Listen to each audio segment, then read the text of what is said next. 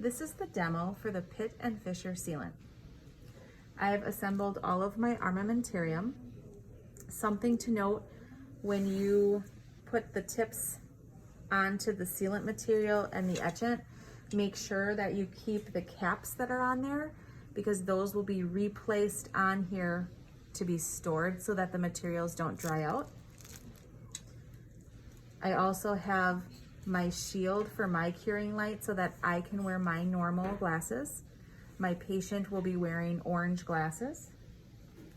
I have my dry angles, my gauze, my cotton rolls, articulating paper, and my floss as well. I've prepared my tooth structure and the surface of my tooth using my air polisher. That is the preferred method. If there's a contraindication and you can't use the air polisher, then you'll need to use the Profi angle with the brush. So we're gonna take a dry angle.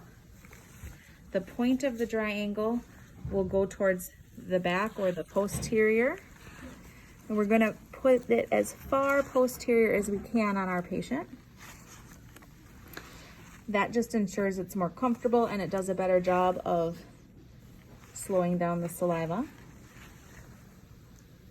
Next, we'll insert some cotton rolls. We're gonna be working on her lower left. I'm gonna use the side of my dry angle to help hold my cotton roll in place. So we're gonna be sealing this premolar, tooth number 20. So once again, we've cleaned the tooth, we've air polished. So the next thing we're going to do is place our etchant. I have double checked the manufacturing instructions. So I know that my etchant needs to be on the tooth between 15 seconds and no longer than 60 seconds. And I've also checked my sealant and it needs to be light cured for 20 seconds. I'm going to place a small amount of etchant into the pits on this premolar. If it were the molar, I would follow along all of the grooves as well. You do not need a ton of etchant. This is just conditioning the tooth so that it will help the sealant stick.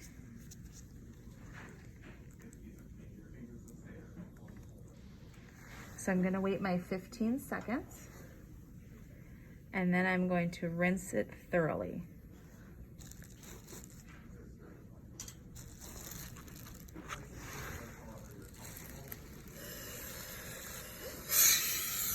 I'm gonna use a high volume suction.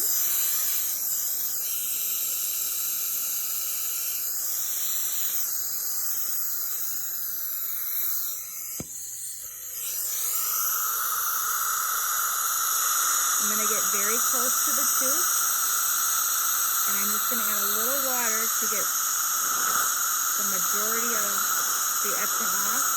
And then I'm going to use my air and my water to make sure that it is thoroughly rinsed off. And I leave my suction in there when I start to dry the tooth in case there's any leftover water that comes. If my cotton rolls are wet, I'm going to either exchange them out, or in this case I have enough room I can just add one. Again, I'm making sure that the tooth is nice and dry.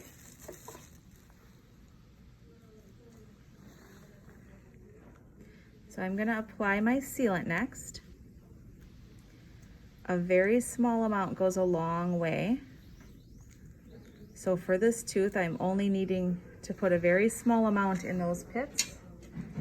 If you need to use a micro brush to thin it out or to put it in a different area, go ahead and do so. You don't want to overfill the sealant. And then once that's on, I'm going to use my curing light. And again, this needs to cure for 20 seconds.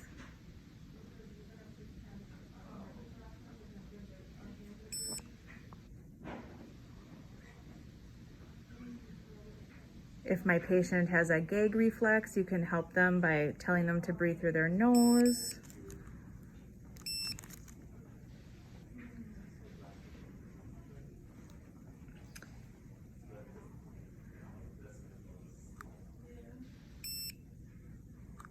Every curing light is a little different as to how long the light stays on for, so you have to keep track of your 20 seconds or however long that you need to do that. Before I take any of the cotton rolls out, I'm going to use my Explorer just to make sure that I have a nice smooth ice skating rink feel. If I feel any bubbles or voids in it, if it's still dry, I can add sealant material. Once saliva comes in contact, you have to re-etch for 10 seconds, rinse dry, and then apply the sealant. Once I'm sure that my sealant is to my liking, I'm going to remove all the cotton and the dry angle. I can give my patient a rinse, and then we'll finish up by flossing.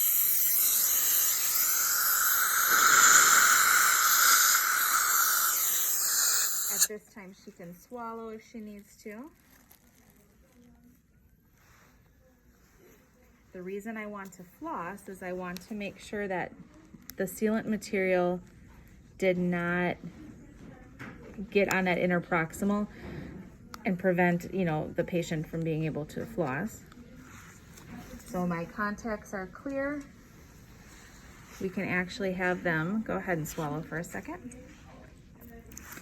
And then just bite down and tap. We're just using articulating paper to make sure that the bite is okay. So this bite is a little bit high. So what I'm going to instruct my patient is that our sealant material is an unfilled material. So as you use that tooth and you're chewing, that will wear down to where your bite is a little bit more comfortable, but it may feel a little bit high for the next couple days.